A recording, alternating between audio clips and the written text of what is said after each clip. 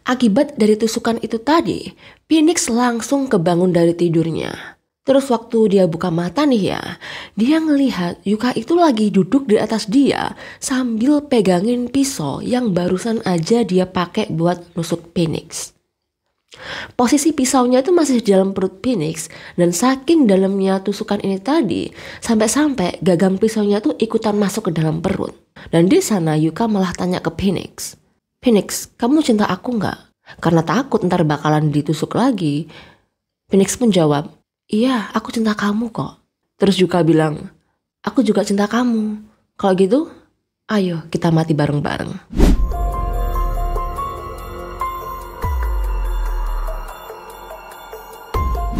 Halo fam, balik lagi di PKK, pembahasan kasus kriminal.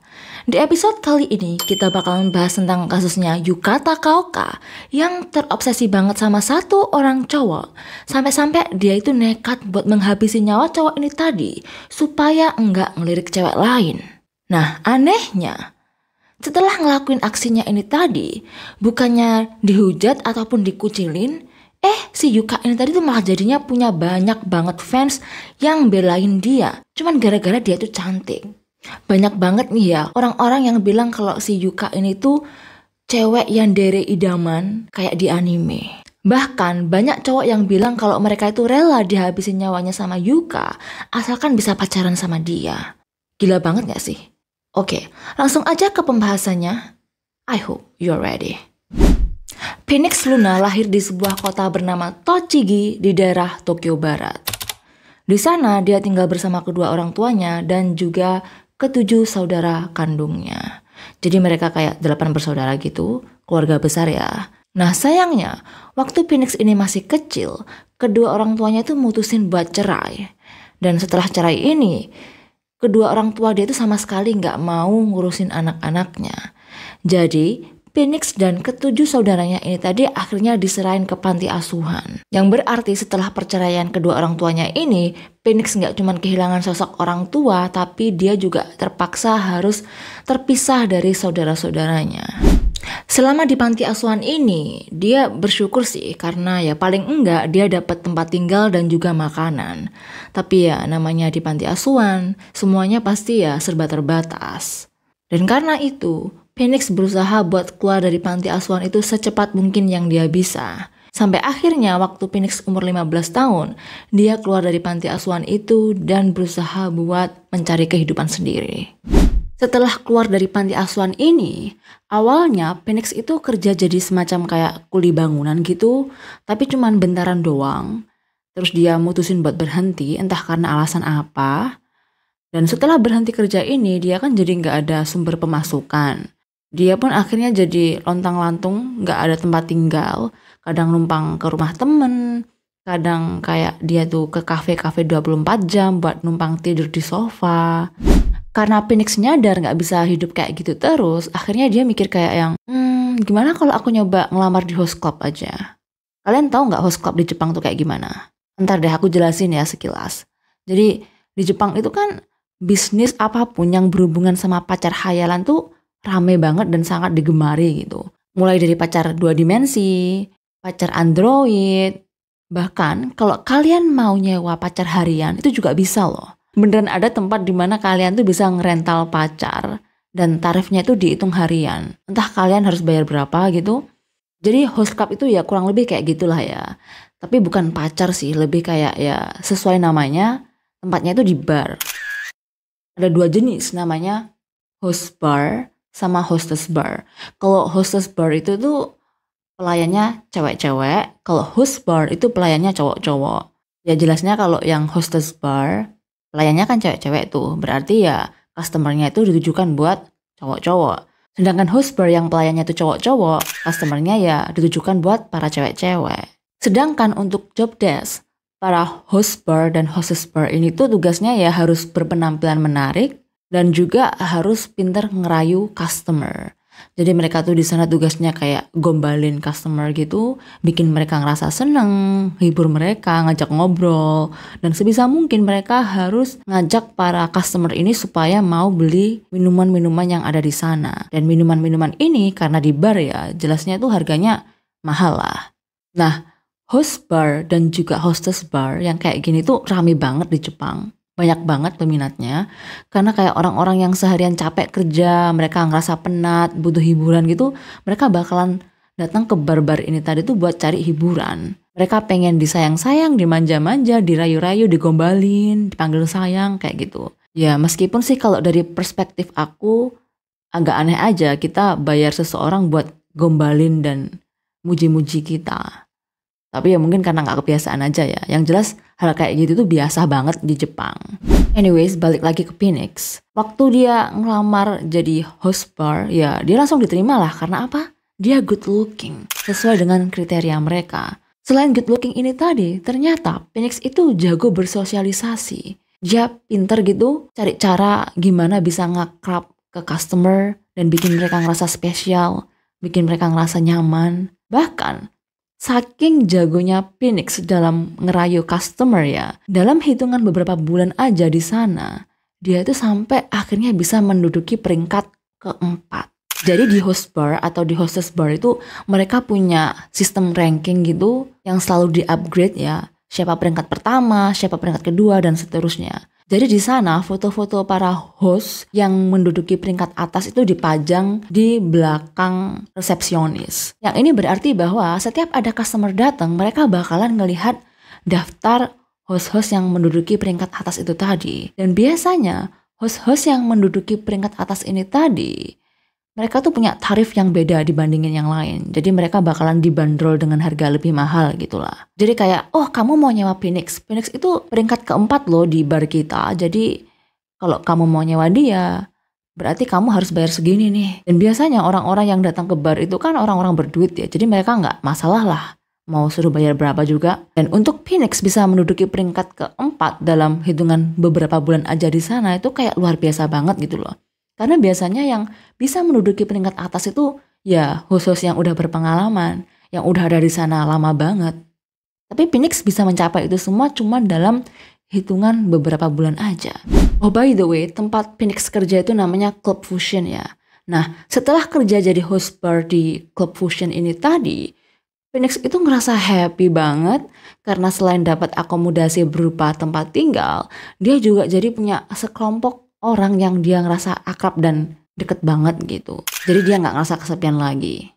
Ditambah lagi, dia tuh ngerasa seneng banget karena di Club Fusion ini dia punya beberapa customer setia yang selalu booking dia. Sampai-sampai dalam hitungan beberapa bulan aja dia bisa naik ke peringkat 4 itu tadi. Nah, salah satu customer setianya Phoenix itu adalah seorang cewek bernama Yuka Takaoka. Yuka Takaoka ini tuh lahir di Cina karena sebenarnya dia itu blasteran Cina-Jepang. Tapi setelah dia umur 2 tahun, dia pindah ke Jepang dan menetap di sana. Dia ini tuh kelahiran 1998, 1 tahun lebih tua dibandingkan Phoenix. Kalau dilihat secara penampilan ya Yuka itu orangnya cantik, imut. Dan sebenarnya Yuka itu kerja di bidang yang sama seperti Phoenix. Kalau Phoenix kan kerjanya di host bar, buat para cowok-cowok ngelayanin customer cewek. Nah, kalau Yuka kerjanya itu di hostess bar, yang dimana di sana itu pelayan-pelayan cewek pada ngelayanin customer cowok. Tapi di hostess barnya ini, Yuka itu tuh menjabat sebagai manajer. Ya awalnya Yuka dulu juga kerja jadi hostess sih, tapi mungkin karena dinilai kerjaannya bagus, akhirnya dia dipromosiin jadi manajer. Mungkin beberapa di antara kalian ada yang bertanya-tanya, lah si Yuka kan bekerja di bidang yang sama kayak Phoenix. Kok dia malah jadi pelanggan setianya Phoenix? Sama kayak pedagang bakso, malah beli bakso di pedagang yang lain. Kan aneh. Tapi surprisingly, ternyata di Jepang itu buat para host dan hostess saling berkunjung tuh biasa banget gitu loh. Mungkin deh ya mereka kayak udah capek gitu seharian hibur para customer, ngajakin mereka ngobrol, gombalin mereka, atau mungkin malah kadang harus bikin pujian-pujian yang sebenarnya itu bohong. Kan jadinya kayak enak gitu, pasang senyum palsu dan lain-lain. Ya mereka butuh hiburan juga dong. Nah mungkin karena itu akhirnya mereka saling berkunjung lah. Cari hiburan, melepas penat. Nah si Yuka itu juga awalnya kayak gitu. Dia datang ke Club Fusion tuh bareng temen-temennya. Cari hiburan bareng-bareng gitulah ya. Nah waktu dia lihat Phoenix untuk pertama kalinya, dia itu langsung terpana gitu. Kayak jatuh cinta pandangan pertama. Dan mulai saat itu setiap kali dia ke Club Fusion, dia selalu request minta ditemenin sama Phoenix. Selalu. Gak mau sama yang lain pokoknya. Semakin sering Yuka pergi ke Club Fusion buat ngabisin waktu sama Phoenix, semakin dia itu jadi terobsesi parah. Pokoknya kapanpun, dimanapun, ngapain aja, di otaknya Yuka tuh cuman ada Phoenix, Phoenix, Phoenix, Phoenix. Dia tuh bahkan gak segan-segan buat ngabisin uang puluhan juta dalam satu malam buat booking Phoenix. Ditambah lagi, si Yuka ini tuh bahkan sampai bayar kurang lebih 140-an juta rupiah buat booking Phoenix selama 1 bulan. Yang dimaksud booking ini tuh berarti selama Yuka ada di klub itu, Phoenix nggak boleh nemuin customer yang lain. Pokoknya Yuka itu jadi customer prioritas nomor 1 gitu lah. Tapi ya kalau Yuka nggak ada di sana, Phoenix boleh ke customer yang lain. Nah, demi jadi customer prioritasnya Phoenix ini tadi, Yuka rela ngeluarin uang sebanyak itu. Pokoknya Yuka ini tuh bener-bener nggak pikir panjang buat menguras habis tabungannya demi bisa booking Phoenix. Karena Yuka itu ngerasa bahwa ini adalah satu-satunya cara supaya dia bisa jadi deket sama Phoenix. Bahkan saking banyaknya jumlah uang yang dihabisin Yuka buat Phoenix, Phoenix yang awalnya itu peringkat 4, langsung naik jadi peringkat 1 cuma dalam waktu 1 bulan. Tapi ya balik lagi, Yuka ini tuh kan bukan anak milioner ya kan. Dia ya penghasilannya lumayan sih, lumayan banyak sebagai seorang manajer di sebuah hostess club. Tapi ya jelasnya itu semua nggak sebanding dengan banyaknya uang yang dia habisin buat booking Phoenix. Nah, demi dapetin uang yang cukup biar bisa terus-menerus booking Phoenix, Yuka itu sampai rela buat kerja di Delivery Health. Delivery Health. Mungkin kalau dengar namanya kalian bakalan mikir, oh ini mungkin kayak perusahaan yang bergerak di bidang kesehatan. Sama, aku mikirnya juga kayak gitu awalnya. Tapi ternyata kita salah besar. Di Jepang ada layanan yang bernama Delivery Health, yang dimana dengan layanan ini kalian tuh bisa panggil seseorang buat datang ke rumah kalian dan ngasih layanan plus. Dan layanan ini tuh kayak banyak banget variasinya. Kalau kalian mau cewek yang datang tuh pakai kostum yang seksi atau gimana, itu ada biaya tambahan gitulah ya. Kalau kalian pengen tahu informasinya detail, kalian bisa googling, ada ya. Intinya ya si Yuka kerja di Delivery Health ini tadi. Dan sebenarnya dia tuh terpaksa banget ngelakuin kerjaan ini. Dia bener-bener gak suka. Tapi di mindset dia ngelakuin ini semua tuh demi cintanya ke Phoenix. Supaya dia bisa memperjuangkan cintanya ke Phoenix. Setiap kali Phoenix ngelihat Yuka ngabisin duit banyak di klub, dia selalu bertanya-tanya, Yuka, duit kamu banyak banget. Dan setiap kali ditanya kayak gini, Yuka tuh bilangnya dia punya sugar daddy yang selalu ngasih dia banyak uang. Dan dengar alasan dari Yuka ini, Phoenix ya percaya-percaya aja. Jadi dia kayak santai gitu, oh gitu ya. Ya udah. Anyways, lama-kelamaan Phoenix sama Yuka itu ya jadi semakin akrab. Si Yuka ini juga kadang-kadang ngajak Phoenix buat jalan-jalan keluar, kencan gitu. Tapi kencannya itu masih kencan-kencan dalam artian bisnis gitu ya. Jadi ya Yuka itu bayarin Phoenix buat makan dan lain-lain. Intinya ya Phoenix itu dibayar buat kencan sama Yuka. Jadi di sana itu Phoenix mindsetnya ya, oh Yuka ini kan bekerja di bidang yang sama kayak aku. Jadi dia paham lah dengan jalan-jalan kayak gini itu maksudnya kayak gimana. Kita tuh sebenarnya nggak ada hubungan serius apa-apa. Kita tuh nggak pacaran, tapi ini tuh kayak sekedar bisnis doang. Dia mikirnya Yuka bakalan paham kayak gitu. Tapi kenyataannya Yuka itu udah kayak di fantasinya sendiri. Dia udah berhalusinasi. Pokoknya di kepalanya Yuka itu mereka lagi kencan berdua, lagi pacaran gitu. Pokoknya intinya Yuka ini tuh kegeeran sendiri. Sedangkan Phoenix yang nganggap semuanya itu ya sekedar bisnis biasa. Yaitu emang kerjaan dia gitu. Pada bulan April 2019, Yuka dan Phoenix akhirnya tidur bareng dan ngelakuin itulah ya. Kalian tahu maksudku kan? Nah, sebenarnya untuk para customers dan juga host ataupun hostess ngelakuin itu tuh ya biasa aja. Buat kencan di luar bareng, terus bahkan tinggal bareng dan ngelakuin itu. Semuanya itu masih dalam koridor bisnis. Urusannya tetap masalah uang. Nggak ada maksud menjalin hubungan ataupun berubah status jadi pacaran. Nggak ada sama sekali kayak gitu. Tapi si Yuka ini tuh udah terlalu dalam imajinasinya bahwa mereka berdua itu lagi pacaran, saling cinta, saling sayang. Jadi di matanya Yuka, ya mereka itu lagi bermesraan, ngabisin waktu bareng, layaknya orang pacaran. Dan Phoenix sama sekali nggak tahu kalau si Yuka itu mikirnya kayak gitu. Nah, setelah melakukan hubungan badan ini, si Yuka semakin kelepek-kelepek dong, semakin terbayang-bayang sama Phoenix, semakin terobsesi ingin memiliki Phoenix seutuhnya. Nah, mulai dari situ, dia mulai nunjukin sifat aslinya sebagai cewek yandere. Mungkin beberapa di antara kalian ada yang tahu ya, yandere itu apa. Tapi buat kalian yang belum tahu, yandere itu adalah sebutan untuk cewek yang terobsesi banget sama satu orang cowok, sampai-sampai dia tuh kayak orang gila gitu. Bener-bener gak bisa ngelihat cowoknya itu deket sama cewek lain. Bahkan cuman sekedar ngelihat cowok yang dia suka ini tadi berada di ruangan yang sama cewek lain, itu bakalan bikin dia cemburu berat. Bener-bener tipe cinta gila yang dimana daripada dia ngeliat cowok yang dia suka itu deket sama cewek lain, dia bakalan lebih milih buat mengakhiri hidup cowok itu tadi. Pokoknya tipe cinta gak waras lah ya. Anyway, setelah itu ya si Yuka itu jadi ngontrol banget sama apapun yang Phoenix lakukan. Kayak dikit-dikit Phoenix lagi kerja gitu, dia telepon, kamu kesini dong, aku lagi butuh kamu nih gitu. Terus kadang-kadang dia telepon, ayo kamu kesini sekarang, kalau kamu gak kesini sekarang aku bakalan lompat dari gedung ini. Ngasih ancaman-ancaman kayak gitu. Terus ngelarang Phoenix deket-deket sama cewek lain. Tapi ya gimana, orang kerjaannya Phoenix kan emang jadi host. Ya dia emang harus ngelayanin customernya lah. Di sini sebenarnya Phoenix ini ngerasa jengkel sih. Kenapa kok Yuka segitu ngontrolnya ke dia? Padahal hubungan mereka ini kan cuma sekedar hubungan bisnis. Mereka ini nggak pacaran loh ya. Mereka nggak pernah secara resmi pacaran. Ya cuman si Yukanya aja itu yang berhalusinasi dan berpikir kalau mereka itu menjalin hubungan asmara. Padahal kan ya enggak.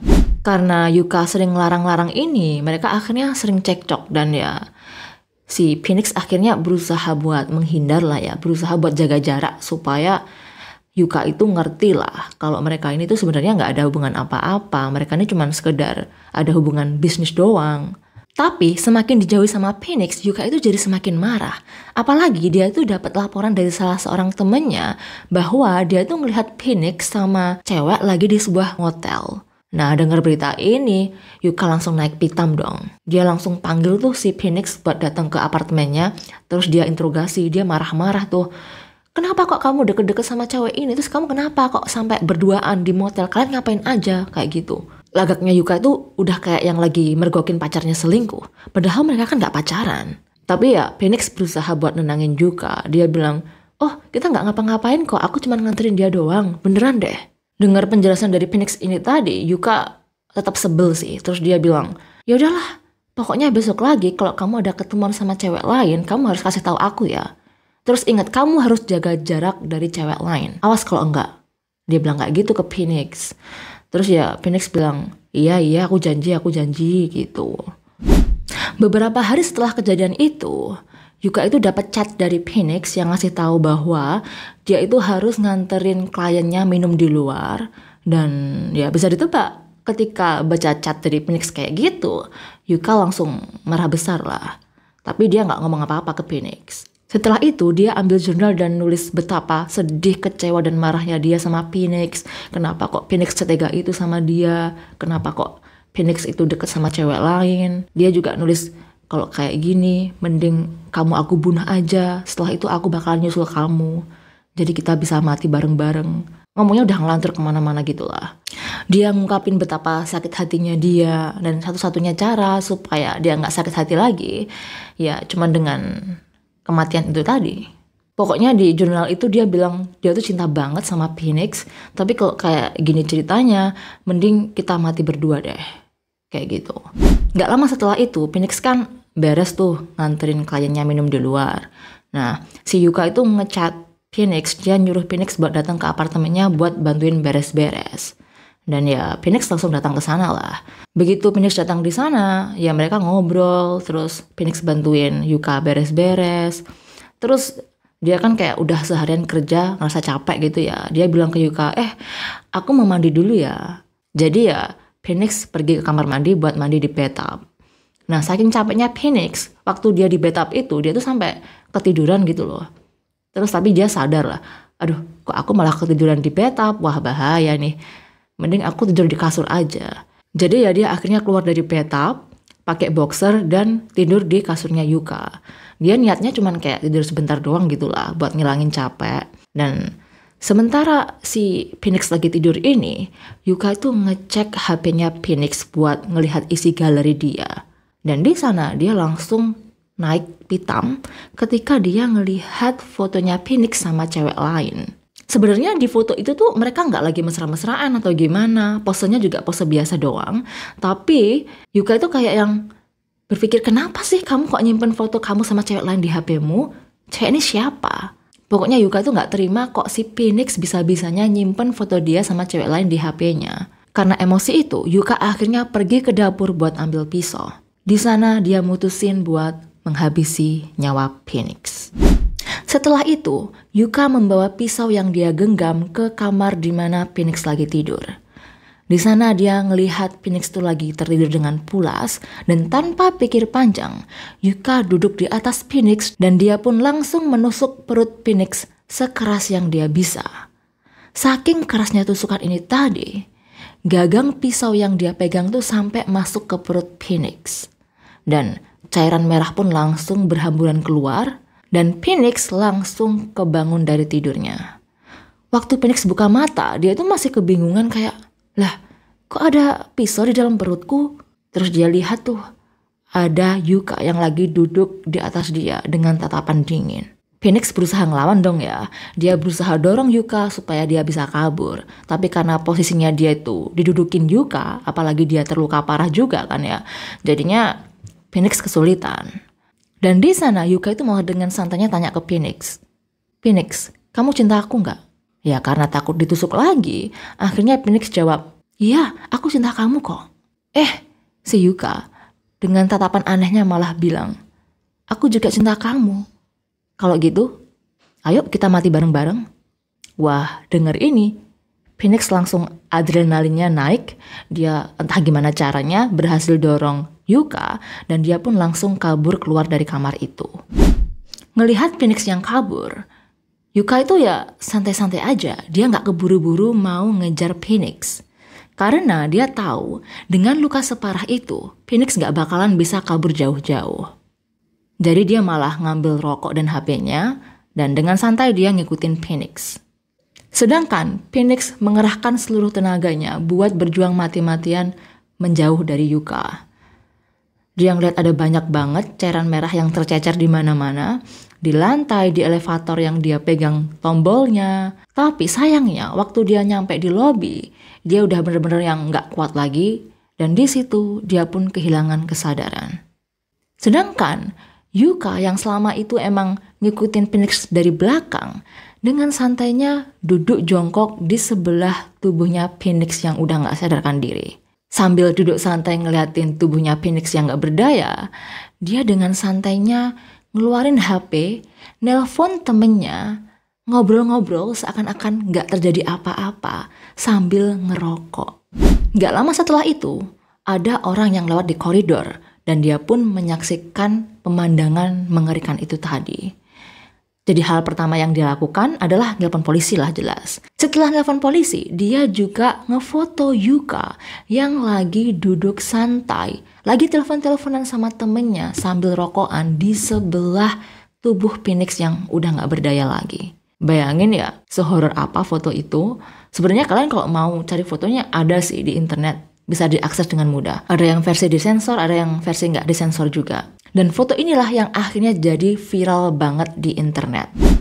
Dan kalian tahu reaksi orang-orang di internet waktu lihat foto itu tuh bener-bener di luar nalar. Mereka tuh bukannya yang marah atau emosi gitu ngelihat kelakuannya Yuka. Mereka malah bilang kalau Yuka tuh cantik, terus cewek idaman, kayak yandere versi real.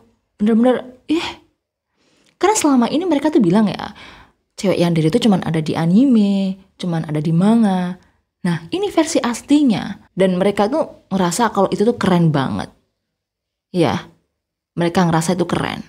Bahkan banyak tuh cowok-cowok yang bilang kayak, wah seandainya aku punya cewek kayak gitu, aku mau dong jadi pacarnya. Kalau aku jadi pacarnya nih ya, Aku bakalan rela kok ditusuk kayak gitu. Kamu bunuh aku juga nggak apa-apa kok. Jadi ya, dari foto yang viral itu tadi, Yuka jadi punya banyak fans.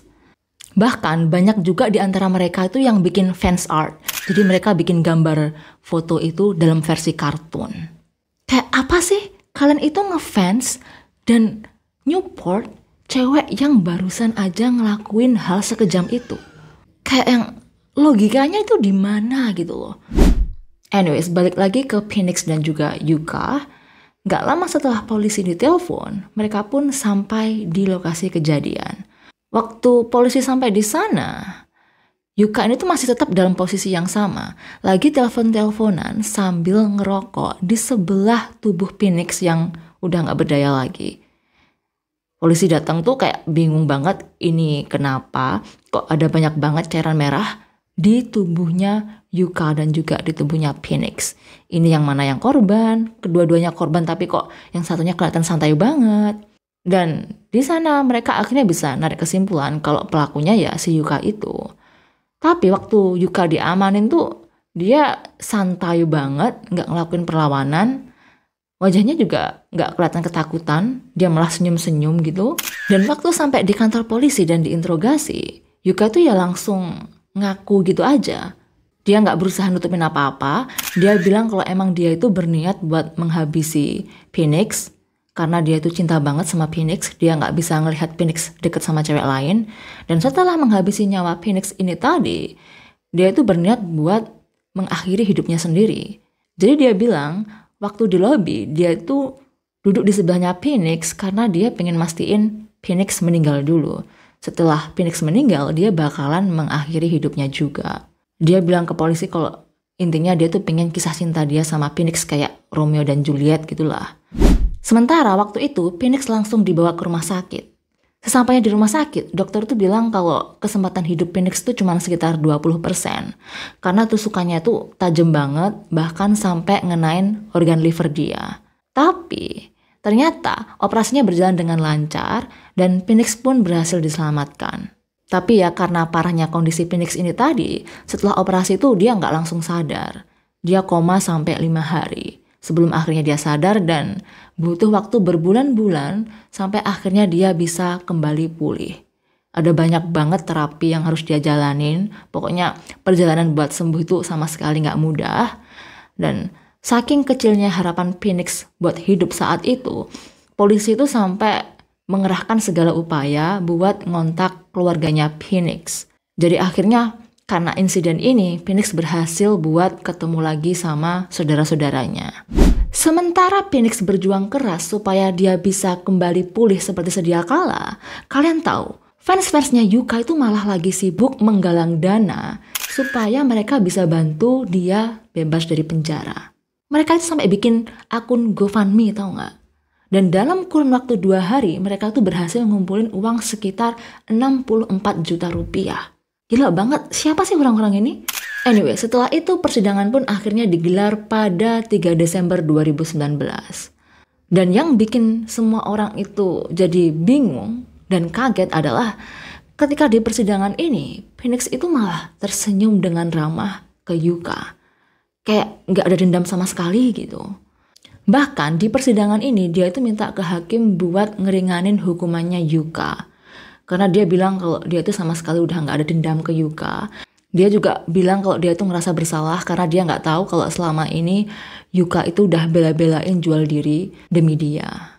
Jadi ya atas permintaan Phoenix itu tadi, akhirnya Yuka ini dinyatakan bersalah, tapi dia cuma dijatuhin hukuman 3,5 tahun di penjara.